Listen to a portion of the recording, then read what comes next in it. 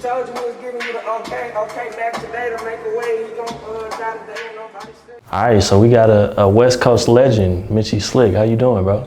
I'm good, homie. Happy to be here, G. Good. Appreciate it. Appreciate you sitting down with us. How's Oklahoma City been? It's cool, homie. I've been passing through for the last couple months, homie. Just knowing that my work, you know what I'm saying, has reached a lot of different places and shit. Coming out here, getting the love I get, you know what I'm saying, that's gratifying, homie, to know it wasn't in vain, because I get a lot of love out here in OKC. They fuck with me. For sure. Like, I'm not gonna lie, you know, I'm a little younger. Like, I heard you on like the Nip projects and stuff, but when you started coming around, like some of the, you know, Chop and like some of the older dudes was like, man, you gotta, like, so yeah, definitely you reached out here.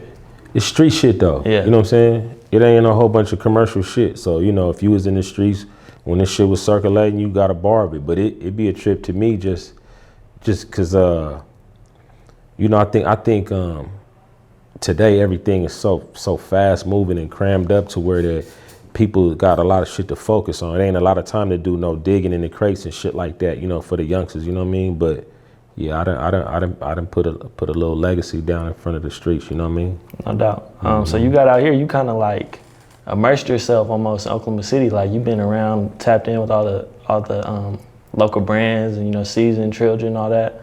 I just feel like you've even like, you know, outside, like I've heard from some people, you know, you've been around. So just kind of talk about like why that was important to you, like to be out here. We out here on that gold rush, man. The weed game, you know what I'm saying? The weed game is big, you know what I'm saying? Back home for like the last 6-7 years, I had my own brand and shit.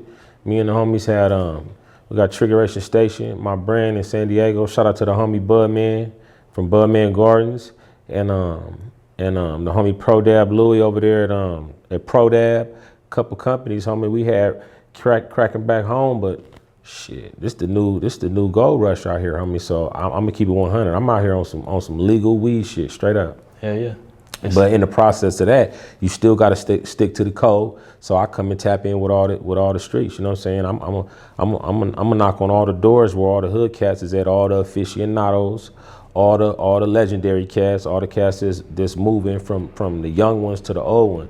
You cannot know me, but I'm pulling up, youngster. I'm pulling up. I'm gonna make sure everybody know me. You feel what I'm saying? Right. If you official, straight up. And so obviously you're from San Diego. Yeah. I don't know if I mentioned that yet, but you know, they should know that.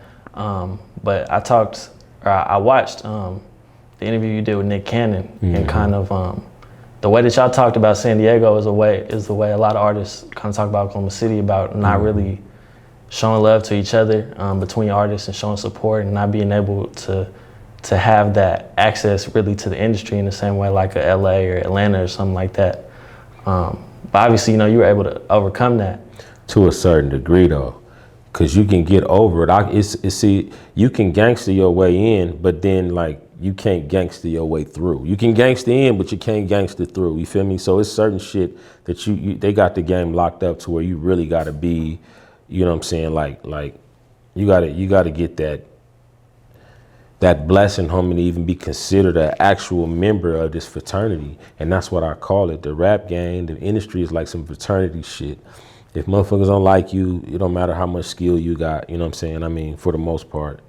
But I mean, if you can mingle and be a part of the in crowd and shit, then you can make it in this shit. But like, Oklahoma is a city that's similar to San Diego. You got cities like that. Well, these cities are cities outside of the main cities where the industry is popping.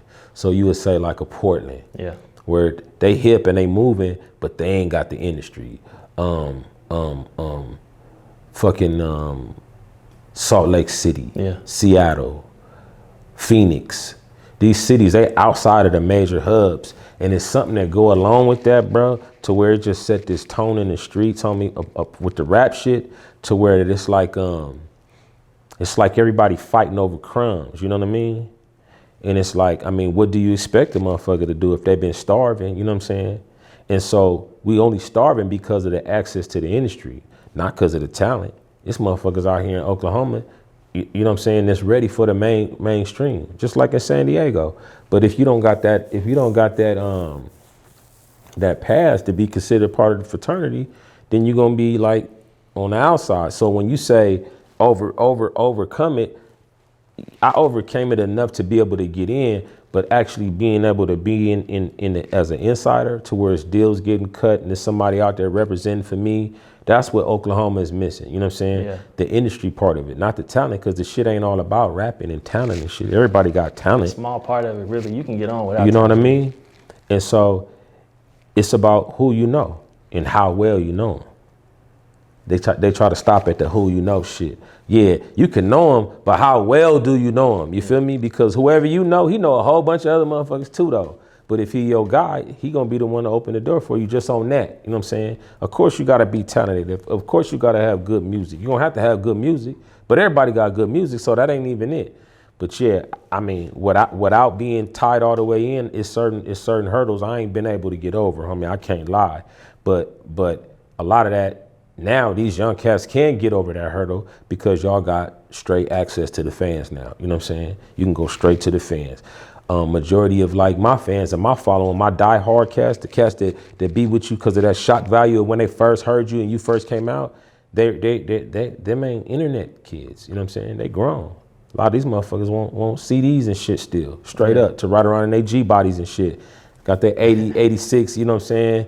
Monte Carlo, 96 Impalas and shit, they still got CD players in them. They ain't taking them out, you feel me? Yeah. And that's like my core fan base, you feel me? So a young cat might be like, well, damn, I ain't never heard of Mitch, because y'all only kind of look to the internet for the shit. But if you put your ear in the streets, you feel me? You gonna hear Slick every motherfucker where you go. New York all the way back to Cali, straight up. Yeah, that. So kind of, I mean, you kind of touched on it as far as like the internet not really being a thing. You feel like that, if you had came up today and had direct access to reach fans, like the way, you know, I mean, obviously you can, but on your rise. But it's a time when you doing certain things. Like, I don't want nobody to know what kind of car I'm riding in and what my house look like now and shit, you know what I'm saying? But when we was first coming in, motherfuckers was acting ignorant. If I could have been showing them drop top Bentleys and them Vets and all that shit every day, in and out of that shit, now I know what that shit bring to you too, though. Because that internet shit, y'all, here go the game. This why the interview with Mitchy Slick is so important, homie.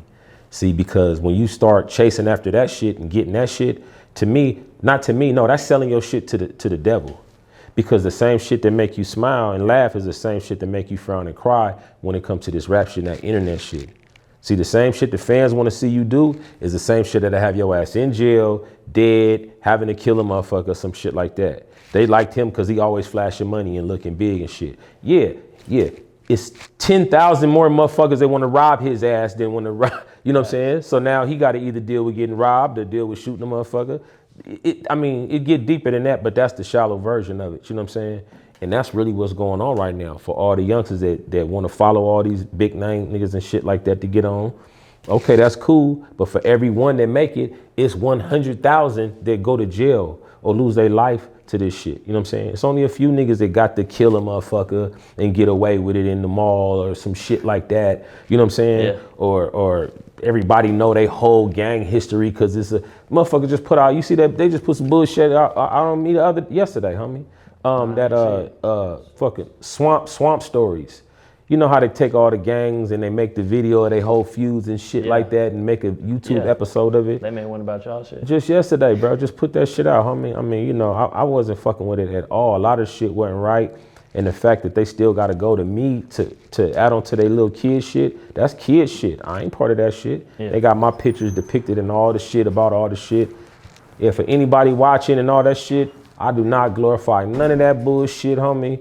And fuck that shit. The culture need to cancel that type of shit. Straight the fuck up. Our culture, you know what I'm saying, need to cancel that internet shit. But then again, what would happen? Half the motherfuckers out here eating is because of that shit. Facts. You know what I mean? So what would, if you could give advice, maybe kind of that you wish you had, because a lot of people, like I said, I feel like Oklahoma City is a similar market kind of in a lot of ways. Mm-hmm. Even though y'all's peaks have been a lot higher than ours. You know, we don't have anybody at your level, Nick Cannon's level. But if you could give somebody advice, you know, we have a lot of young artists from Oklahoma City to tune in. So It's so much shit I could say. And in my mind, I'm writing this book, you know what I'm saying? And every 4 or 5 months for like the last 15 years, I come up with another title for a chapter. And just the other day I came up with one. I said, the next interview, I'm gonna get this up.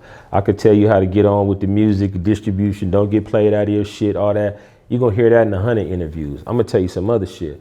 I'm gonna tell you this is what you need. For sure, most definitely, if you're a street artist and you representing the streets of some hood and shit like that, you gotta make sure that the people around you understand what it is that you facing and what you going through. You know what I mean? Because if your team don't understand that and the people around you don't understand that, then you'll be in a fucked up situation. That's where you see the Big Von situations and whatever shit like that. Of course, the same shit that made us love Big Von, like I said, is the same shit that made us love him is the same reason why he in the situation. Yeah. I mean, I would have done the same shit just like him, but I probably would have been dead just like him too, because that's the shit that our culture say you gotta do. You get into some shit, you the artist, the main breadwinner, the hottest motherfucker out here, the one that everybody gonna be able to point out, the one that everybody gonna be able to see. It's 7,000 people at the club. It's 30 people with y'all fucking up. They only really recognize one other motherfuckers. Oh, it was him and them. But see, we still, as our culture, we'll tell that little dude right there that he ain't a real motherfucker and we ain't gonna like him no more as an artist if he don't take off the way Big Von took off. You feel me? And like I'm saying, your crew gotta understand this shit. You know what I mean? They gotta understand this shit. They gotta understand that you can't be on the front of everything, not because you special, not because you know more important than everybody else, but because if the ops come through right now and they get to doing whatever it is they want to do, they're gonna want to do it to you more than everybody else standing out there. Facts, you feel me? Yeah. So then that's just like with a Martin Luther King or a Malcolm X. They crew understand that. That's the reason why Malcolm ain't in front of everybody. They got him surrounded. Everything is straight. I ain't saying treat this motherfucker like he better than nobody else. I'm saying treat him like y'all understand how much more they want to get at him or how much it'll hurt y'all if he go down. And see, that's the part of the game I want to teach the young homies, you feel me? Because that shit'll end your whole shit fast. Look at how many crews of artists we seen. They had a whole crew and then the one dude go down and now we don't see no more of they whole crew no more. You know what I'm saying? Facts. You feel me? Shit like that, man. Your crew got to know what's up with you. Your squad got to know what it's like to be in your position, because for sure, like the homie Big Y told me, you know, rappers get it the worst. We get it the worst. Everything we do is under magnifying glass. Sure. So one thing I feel like it kind of goes hand in hand that I feel like Oklahoma artists particularly struggle with is kind of building like a team around them. You know, a guy doing video and you know what I mean, somebody handling your booking and stuff like that. So kind of just talk about the importance of having people to fulfill different roles and not trying to like do everything yourself. You know what I mean? Mm-hmm. You know, I'm gonna like you ask me, I'm gonna give you the uncut. I'm gonna give you answers that nobody else gonna give you. So in a situation like that, right? Everybody want to be independent. Oh, I don't want to sign. I don't want no deal. I want to be independent. Okay. I don't want no 360 deal. The only shit, everybody got 360 deal. Yeah. You feel what I'm saying? Everybody has somebody, some entity, homie, that's getting some of their money, and the percentage cut usually is going to be 20 to 30%. But that 20 to 30% is going to go to people that take care of a whole bunch of shit that I don't really know, no artists know how or want to take care of. You know what I mean? So you got to have somebody that, for one, is hella versed and really know what's up and how to do this shit. You know what I'm saying? But you most definitely got to understand that you're going to give a percentage of those earnings to somebody, because ain't nobody going to work for you for free. Or you shouldn't even want your homies to work for you for free. You know what I mean? Or you for surely can't get the best job out of whoever this is for free. Facts. So you're going to need the best job. So yeah, you're going to need a team. You're going to need people that understand, you know, their role, know their job and shit like that. And they can't be no haters, homie. They can't be no hater. You got to make sure from the beginning and all that. I did it on my own and didn't nobody help me and all that type of shit. Man, I don't believe nobody that said that, bro. Straight up. Cause I mean, there's people out here making their own cover arts, and you know what I mean. Like you got to know when to do your job and when to let somebody else do their job. For sure. So one thing, I know you said you felt like you couldn't ever really overcome like San Diego's market to an extent, but obviously you did. Well, not San Diego's market, but I'm saying being able to just like get out of San Diego. And no, I got out of San Diego. I'm wording it bad. You know, Okay. like break into like mainstream the club, like right. the top. You know what I mean? But obviously you did to an extent. Yeah. And that was where my question was going. Is how do you feel like you were able to do that in the era when the internet? Like, what was your biggest tool? Who was in the streets? Yeah, just hitting the road. It's not there no more. That element of it's not there no more. See, when I was shit, up to like maybe like even like up 10 years ago, you still had to be an artist that somebody could actually see and touch. Now you can be the biggest artist in the game from home, from a whole nother country. That wasn't, you couldn't do that. You had to come outside, you had to be around motherfuckers, you had to be able to be respected in person. Now you don't have to do that. You know what I'm saying? You might have to meet up somewhere and catch a fade with somebody. Now these little motherfuckers rap about not fighting. Yeah. They rap about not fighting. I don't fight, I only shoot. Like, bruh, the time since that was like the gayest shit in the world to now with such a short time, homie, that shit is like, that's some shit that should have took 50, 100 years to go from that to that. And it happened in like 10 years, homie. I don't fight, I shoot only. What? You couldn't even come outside if you couldn't fight. I mean, even if you can't fight, long as you will fight. Yeah. But now motherfuckers would be like, I'm on this shit and I'm pushing this. I won't fight, I'll shoot. Okay, motherfucker, but what you promoting is, soon as I get cracking after rap, soon as I get cracking off rap, within 2 years, I'm dead or I'm in jail forever. Because I don't nobody want to fight. Facts. You know what I'm saying? Everybody want to shoot. Over what? They ain't did nothing to your mama, because they said some shit about you. Now, say for instance, like Chicago shit. That's real shit. You feel me? I'm not saying it ain't real shit everywhere. I'm saying their rap shit is directly tied into their real shit. So I understand what they doing. You feel me? But these motherfuckers would be like, not even from the same state and shit. And then they see each other in a whole nother state and shoot and kill each other and do all that type of shit like that. Yeah, that's wasted. That's like, I want to die more than I want to live. You know what I mean? I want to be fucked up more than I want to ball. You know what I mean? Yeah. That ain't. But I'm the shit I'm talking, I don't even expect none of this shit to resonate or to compute or none of that shit. From the way I be seeing the youngsters moving now, I don't even think they'll get none of this shit I'm talking about. You feel like there's like a disconnect almost like between the generations? What? So it's the worst. What do you think? It's the worst shit. What do you think? The way we look at it, the older generations, we look at it like, when we was young, we wanted to be around the big homies. We wanted the big homies to acknowledge us, you know what I mean? And I'm saying we, not just I'm saying the whole generation, yeah. You know what I'm saying? And now it's like, now I can't say for myself, you know what I'm saying? Because I got a different relationship with some of the young homies and shit. But when I'm talking and I listen and I hear what's going on, it's very different. It's like motherfuckers don't want to be around their older homies. You know what I'm saying? They don't want to learn about nothing that happened before them. They feel like the big homies should know them instead of you should know the big homies. Yeah. You feel me? Like a history book is filled up with, you learn about, the colonization. It's certain players in there. You know what I mean?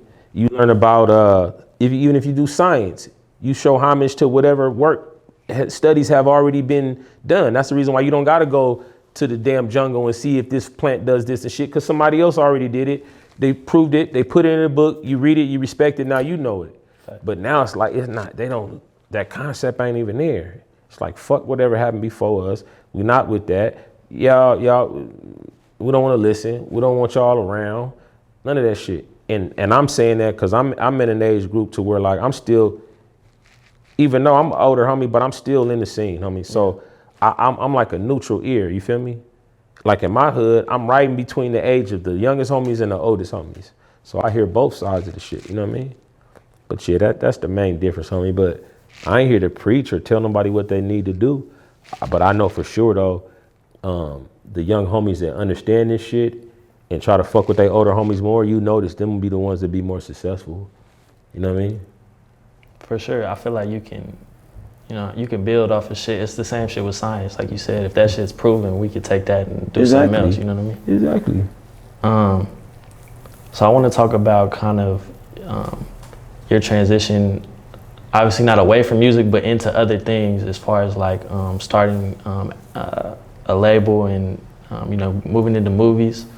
So kind of, did you feel like, or what did you feel like that made you want to take other avenues? Of course you get inspiration from shit you see other cats doing, but I've been doing this shit forever, homie. Like far as the label and making movies and shit, you know what I'm saying? I've been in a few movies, you know what I mean? I've been in the movie, that's how I built my main relationship with all my Bay homies. See, like far as the Bay go, I fuck with all the Bay cats too, not just the Southern Cali cats, you know what I mean? Like all the Bay cats. And a lot of them first relationships was built from, I was in this movie with the homie Juice from Frisco, you know what I'm saying? And they had Get Paid Entertainment, and we did a big ass hood movie back in fucking 2000, bro, like many moons ago. Yeah. And that's where I met everybody on. One movie said everybody from Yuck Mouth and the Jacka, the Mob Figures, fucking Juice and Killer Tay, San Quinn, all them cats was in this movie, you know what I'm saying? And shit, man, we've been trying to do next level shit. Ain't motivation for that just being in the game, homie. It ain't nothing major. But recently I teamed up with some LA homies. Shout out to the homeboy Westbred Diamond, and we put together a real motherfucking movie called Baby Gangsta. It's on Amazon Prime right now and shit. And Baby Gangsta's kind of big, homie. We basically took real homies, real active homies from all over LA, San Diego, Southern California, real live, known, reputable gang members, homie, came together, showed that we could do it, and made a dope ass flick. It got Slink Johnson in there and me, Compton Menace, a few other homies, but real movie, real budget movie and shit. COVID fucked up the release and shit like that, but we did something special with that. So just making movies has been part of the whole shit, you know what I mean, the whole time. For sure. Did you feel like that was important to get like real street dudes in the movie instead of, actors playing the roles? So talk about that, because I understand it, but I would just like you to. Well, our thing, homie, was about keeping it authentic. And then as far as like making movies and shit, we've had our stories told, bruh, but they haven't never really been told. They told by people that live in the hood or from around the hood, but never from somebody that's really from the hood, like from the gang. Yeah. You feel me? To tell the inner workings. If you see the movie, it's a lot of authentic shit in that movie that's not ever been seen before. It might be small shit. You might not think that they're that whatever, but the real way that this shit happens is what we showed in this movie. We just wanted to show the real shit instead of the glorified, glamorized Hollywood version of the shit, you know? For sure. I'm gonna have to check it out. I haven't got a chance to watch it yet. But dope flick, dope storyline, sure. Everything. For sure. You got another movie that you were working on with Nick Cannon, correct? Yeah, it's out right now too. It's called She Ball. Like I said, this COVID shit, homie, like fucked a lot of the releases up. But it's a big movie, bro. I got a small role in it, but I worked on the soundtrack, you know, and I got a couple songs on there, a couple songs in the movie. Shout out to the homie Damu. Me and Damu put out an album a few months back called 23 Blocks. That's my rhyme partner from Dago. And we got a song in the movie called Elevate. And I also got another song on there called Big Homie. And it's with Neo and Eric Bellinger on the song. And yeah, bro, that movie big. Chris Brown in the movie, Cedric the Entertainer, Nick Cannon, a lot of homies, a lot of big cats. Faison, Love, dope flick. Movies is just, it don't take no real motivation, homie. It's just somehow, always was with. Yeah, for sure. We went to SCPA, homie, went to Creative and Performing Arts School in San Diego. A lot of cats did. It was in the hood when I was little. So we kind of got that shit in us. Nick went there too and shit. It was right in the hood. You know what I mean? It was like focus on doing artistic type everything, of stuff? Everything, just like Fame. I don't know if you ever seen the movie Fame. You ever seen Fame? Fame was a movie from the 80s that came out. All creative arts, acting, dance, music, all that shit. Yeah. And if you was a little slick hood dude, you wanted to go there because the girls ran around in leotards all day at school and shit. So we would just go there, and then we'll just sign up for whatever was the coolest elective. So because we do drama, we just go acting, city class, and make up shit. But then we started really learning shit because our teachers was real actors. It was in real movies and shit, real ass movies, you know. And so I guess it was just in us from back then. I always wanted to make some movies because we kind of half-ass know how. Shout out to the homie Shake the Mirror too, man. 99 North. That was another flick I was in with the Fresno homies. Yeah, that. For sure. So you touched on the project with Damu. That was your first project you put out in a couple of years. So just kind of talk about, you said he's from San Diego as well? Damu is from San Diego, 23 blocks, homie. That's like, our hoods is neighbors. Okay. He from Brands, he from 59 Brands. So that's 23 blocks between y'all. Between y'all neighborhoods, yeah. Straight up. And so we did that for the town, homie. But if you like, that's another one of them super authentic albums. You gotta be from that shit to really understand the importance of that album. You know what I mean? All them topics is like real live, everyday G shit in the hood type shit. You know, from a G's perspective. I don't just be out here rapping about dumb little young nigga shit no more. I tell a different story now, you know what I mean? A different perspective. So, and that album is full of that shit, you know what I mean? The feel too. It ain't none of that new, no, that's some straight gangster West Coast shit, you know what I mean? Facts. And then we heard a project from you. We went to the studio last week and heard a project from you that was kind of on the same like tip as far as just like, I felt like you were kind of telling your stories, trying to give game a little bit.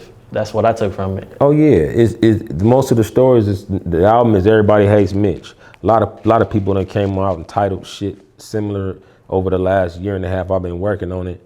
But through that album, it's basically stories and concepts from the perspective of somebody that be having shit and grew up in the hood, and it's a lot of shit that come along with being that person that's known for having shit. You know what I mean? Yeah, it ain't. It's the rap shit is make it twice as fucked up, you know what I mean? It's good when you make trillions of dollars off the shit. Yeah. But if you still gotta be in the hood and you the most popular motherfucker in the whole city, that shit get tricky, you feel me? Real tricky, straight up. For sure. Nah, it was dope. You have an idea as far as, what was the producer's name? Sir Veterano. Okay. Yeah, he from Fresno too. Dope ass producer. He did the whole thing, right? Yeah, he did all the slaps. That's kind of the shit I'm doing now, boutique type shit. You know what I'm saying? I didn't pretty much spread it out on the regular rap shit. You know what I'm saying? Over the years, I'm not in no rush. I don't put no timelines on nothing like that. I got at least 100 songs recorded just sitting up, dumbass features, shit that I don't know if I'm ever gonna release. You know what I mean? But whenever I feel like it, I get to cooking and drop some shit. Since we listened to that album, I got a song on there, the single is Clack You Out on there, and I got the homie 40 on there. E40 hopped on that thing for me and shit like that. Chop said that, and I was like, nah, he played the album, but I didn't hear a 40 verse on it, but so he got on that song? That's dope. So we're gonna run that, we're gonna shoot the video and shit, and I don't know if I'm gonna drop, I usually don't like to drop at the end of the year, but I'll probably come out first quarter, so that's like about 60 days. For sure. So I got some questions just on a personal tip, just some people that you've worked with that I'm like, you know, like, I don't want to say idols, but like idols of mine down there, you know what I mean? Like you did a song with Wayne, and like for my generation, Wayne is like the biggest thing, you know what I mean? Right. So if you could kind of give us a story about, it was a Compton Menace song, right? Compton Menace song. The homie Menace, Compton Menace, shout out to my bro. I got a few real homies in the industry, you know what I'm saying? And the longer I'm in the industry, the fewer real homies I got based upon how I see they move and shit. And I don't want to lose this thought, but I do want to say this. This is just a side note. We can make this a caption of its own. For some reason, homie, every motherfucker that I fucked with, that I was with in the trenches with, and we was coming up and doing music with, you know what I'm saying, that actually reached to where you could say it's some real success, every single one of them motherfuckers, bro, with the exception of like one or two people, they all like switched up and shit. And act like different. Like cats that was with me, then been to my home, you know what I'm saying? Been to my house. I was with them in the beginning when they was starting or when we was all starting. Once they got to a certain level, they all kind of backed the fuck up and slid off and start doing other shit. And I see him and fuck with him and shit, and see him hanging out with new motherfuckers and taking pictures with them and calling them their brother and all this type of shit, and posting pictures with other rappers and shit, but never post pictures with their real homies and shit. And it just, and like I told you, I was drawing that mental book. I don't know, man, but I think it's something like, it's almost like, for majority of artists, it seemed like you have to almost kind of be a groupie to make it as a rapper a little bit. I was just about to ask, like, you feel like you gotta, like, not giving up some of that authenticity, kind of like. I never would do that, bro. That's what I'm saying. You feel like that kind of played a role. I never would do that, homie. I never would go over here and be all super cool with this motherfucker. And I seen motherfuckers do gay ass shit, homie, like throughout the years. And I was like, damn, I be looking at him like he popping. And I ain't gonna lie, man, I be like, damn, that nigga doing some dumb numbers right now and shit like that. And he fucking with this motherfucker. But then I see him do some shit that I wouldn't do. You know what I'm saying? Like, maybe not no gay shit, but like I wouldn't wait that long over there for that shit. You know what I'm saying? I wouldn't have drove all the way over there I wouldn't have continued to fuck with this motherfucker when he don't reciprocate he don't show me the same love as I show him. But I know I got off topic and shit, homie, but Wayne. Yeah. And this wasn't referring to Wayne. Wayne owed me shit, you know what I'm saying? Wayne ain't my nigga like that. I fuck with Wayne, shout out to the young homie and all that, it's all love. But what I was saying was that I was talking because of how much love I got for Compton Menace. Yeah. That's my nigga, you feel me? And it's a few that I say that about, but him, Nip, 40, you know what I'm saying? A few homies is like that, for real, that I know from the rap game. But anyway, Compton Menace did Wayne a favor, homie. Some gangster shit, you feel me? And you know, it was something had to do with Tiger, matter of fact. You know what I'm saying? Something happened to Tiger. Some LA shit, yeah. Whatever it was, let's say something happened with Tiger. Okay, let's say that. And then Menace kind of like at the end of it kind of was had straightened it out or whatever the fuck, lightweight. And on that note, you know, that's when he was Young Money. And on that note, Wayne was like, shit, I fuck with you, homie. And then Menace was like, all right, well then hop on this shit right here then.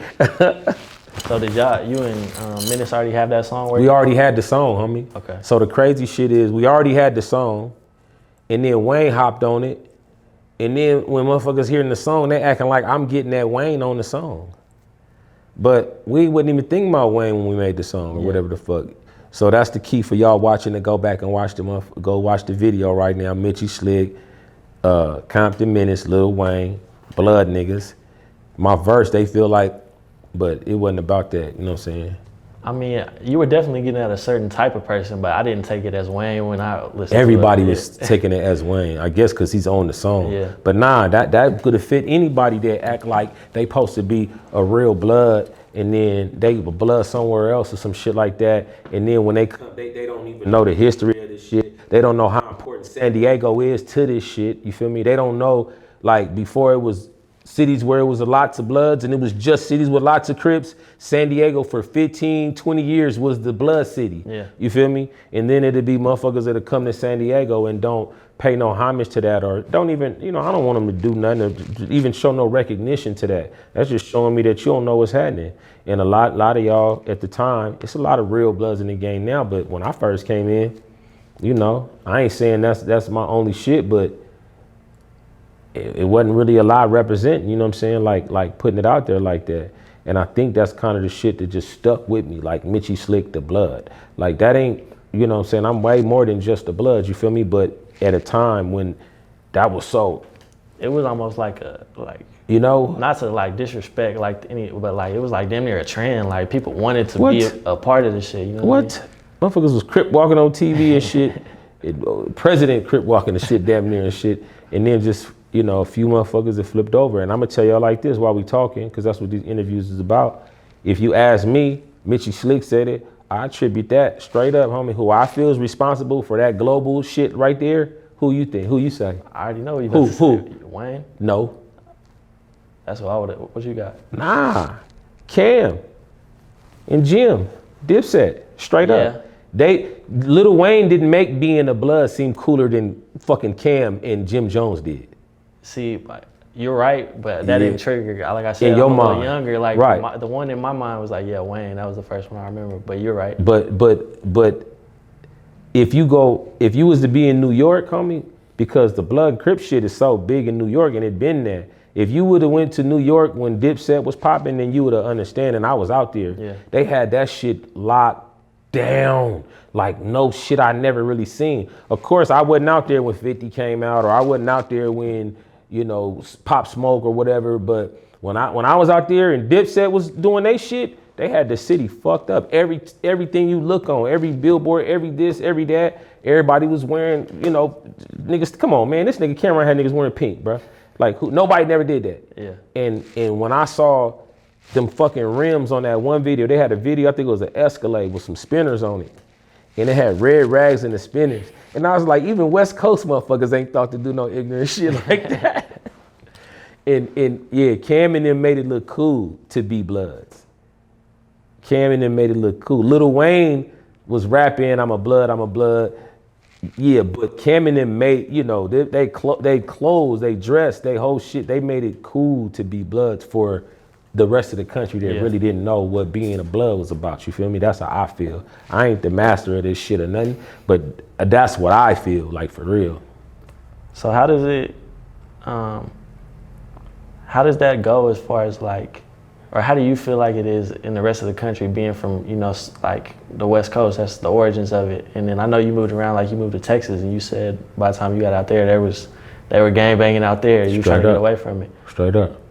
So how do you feel like, or just kind of give me your thoughts on it, like the rest of the country and how it's spread and like, cause I know, I've heard from certain people like, it's almost like a fraternity almost, like when you go to a different city, that's, you can, you know what I'm saying, check in and all the shit, if it's official. Well, straight up, the crossing the borders with the gang banging, Crip and Blood shit, it's one major catalyst to this shit. I don't care what nobody say, and it's the movie Colors. And it's a trip when motherfuckers tell me they never seen Colors. I was like, damn, I don't care how young you are, you supposed to see Colors, you know what I'm saying? And that's the first time I think that I can remember in a motion picture where they showed recognizable Crips and Bloods, and the concept and the storyline was about Crips and Bloods. Yeah. That was the first movie. After that, that shit got everywhere. Motherfuckers had only heard about the shit to that point, you know what I mean? Yeah. Yeah. I don't know when Colors came out, neither. They might have been like 88. Colors might have come out 88, 89, some shit like that. I've seen it. My pop showed it to me when I was little, but yeah. It's been a long time. But hell yeah. And then the other person, obviously you touched on him a little bit, but Nipsey. So just kind of talk about, I know you kind of told that story before about how that song came about and y'all was kind of in the studio. It was kind of spur of the moment, but Nip, homie, Nip was I ain't never had nobody, like everybody be talking these Nip stories and this and that and whatever, and I hear motherfuckers talking about dead people, the dead homies and all, and he was this, he was that, but Nip was a different motherfucker for real though, homie. And I know every motherfucker damn near from whoever to whoever with this rap shit, just for the most part. And out of all the motherfuckers, it should be nothing that I've never experienced from another artist, whether it be, I mean, maybe in the studio or some shit like that. But far as how this nigga greeted me and met me and showed me homage from the first day I met him, and him being from where he's from 60s, homie. That's like the biggest damn near Crip gang in America or some shit like that. And for him, it was me crying down and feel at this fucking sneaker convention, homie. It's 160 Crips, homie. Yeah. You feel me? This motherfucker sent one of their homeboys over there came and hollered at me. What's up, homie? I'm so-and-so. I forgot which one of the homies it is, but it's probably a homie. I know his name. I just forgot it was him, you know, because I know all Nip homies damn near and shit. And he was like, yeah, Nip, fuck with your shit. We fuck with your music, homie. We just want to whatever. I said, cool, homie. Then Nip come by himself, I mean, with all the homies, but with all the rest of the homies with him, and was like, check it out, Slick, homie. I followed your shit, bro. I love your independent push, homie. I respect your grind, homie. You know what I'm saying? You one of the motherfuckers I've watched doing this shit, you know what I'm saying? For your independent, that's a lot of motherfuckers respect. They know I didn't have no fucking help, really, bro. You know what I mean? And so Nip was on that. He owned that. You know what I mean? Business, he owned that. And he was like, bro, I want to work with you. I want to whatever. And so it was just how he greeted me when I met him, homie, with so much respect, homie, and so much humbleness, you know what I mean? And then it wasn't until like maybe like a couple years later that we actually did the song. But me and Nip we shared a motherfucking studio, you know what I'm saying, for years, homie. Like he fucked with Mike and Keys. Mike and Keys was the producers that was overseeing all Nip shit. And they was managed by my big brother, homie. We was living together, you know what I'm saying? It was me and the Futuristics, Mike and Keys, until we met Nip, you know what I'm saying? And they met Nip. You know, a lot of the shit that we was working on got put to the side, you feel me? I'm gonna cut it and say it like it is. You know what I'm saying? Because it was more of a treat to them and more, you know, it was, come on, more advantageous. I didn't really understand it. Nah, fuck that. Nah, hell nah. Nah, I didn't understand it to where they were supposed to do that shit. Yeah. But I understand why they would go fuck with Nip, you know what I'm saying? But I don't understand why they would no longer fuck with the team they originally had. Yeah. Dope ass MCs, dope ass artists, Mitchy Slick, Ocean, I had a little squad, you know what I'm saying, whole squad, K-Biz, Fatback, whole team that was already there working with them producers. I know why they did what they did, and even though they went and I felt a certain way about the shit, it wasn't in vain, because what they went and created with Nip was some legendary shit. But that music that Nip was, the producers and all that shit, not 1500, you know what I'm saying, but Mike and Keys, them was the ones every day with Nip. Them was the ones shared the studio with Nip. Them is the ones, like, you know what I'm saying, like, he has so much, Nip has so much faith on me and so much confidence in them, to where like that our song we put out, he was doing the Monday drops. Well, every Monday Nip would drop a new single on the radio out there on Power 106. And when Nip had so much confidence in them, Nip had never even heard the song before. Like, they switched the whole beat. We did the shit. I came in the studio one day, told Nip, let's go, homie, come on, let's get in the lab. We just went in there, knocked the song out, and then it didn't come out for like another year and a half. Mike and Keys switched the whole beat and put it on there. Nip didn't even give a fuck what they switched the beat to. Nip was like, remember I told you play your position, how your team? Yeah. Nip was like, nigga, I'm the curator, I'm the creator. These niggas is producers. How I'm gonna tell them, in his mind, how I'm gonna tell the niggas that make the beats for rappers that my opinion is better than y'all's. Yeah. He put it in their hands, and that's the reason why some of that music that y'all hear from Nip will never go nowhere, because Nip knew to let the quarterback play quarterback, let the running back play running back. I'm gonna call the plays, you feel me? And that's how that was with him, though. He didn't even hear the song before it came on the radio. Me and him listening to the song for the first time on the radio. Yeah. You know what I mean? That's nice. Well, bro, I don't want to take up too much of your time. I appreciate you sitting down with us. Hopefully, all the young dudes that pay attention to the stuff we do will listen to this and catch some game from you. Hell yeah. Much love, homie. I'm here for them too. Tap in with Mitchy Slick. And while I'm out here, tap in with that Fruits brand. I got a cannabis brand out here, homie. I got cracking, homie. Fruits, F-R-O-O-T-Z. And we, you know, it's all over the country in different spots, different live markets. But one of the spots we got it is out here. So I'm gonna be out here representing that shit heavy. Dope. You know dispensaries out here that they can go tap in with? I'm trying to get in all of them, but right now tap in with Doobies. The Doobies dispensary, it's a franchise one. It's in some of the outer shit, and then all the inner city shit, you know what I'm saying? We're gonna be there, don't trip. No doubt. Like I said, bro, appreciate it. Much love, homie. Clack, clack, what's happening, y'all? This Mitchy Slick, you know what I'm saying? West Coast rep, man. And I'm right here with the homies, man, giving you the okay. Yeah, that.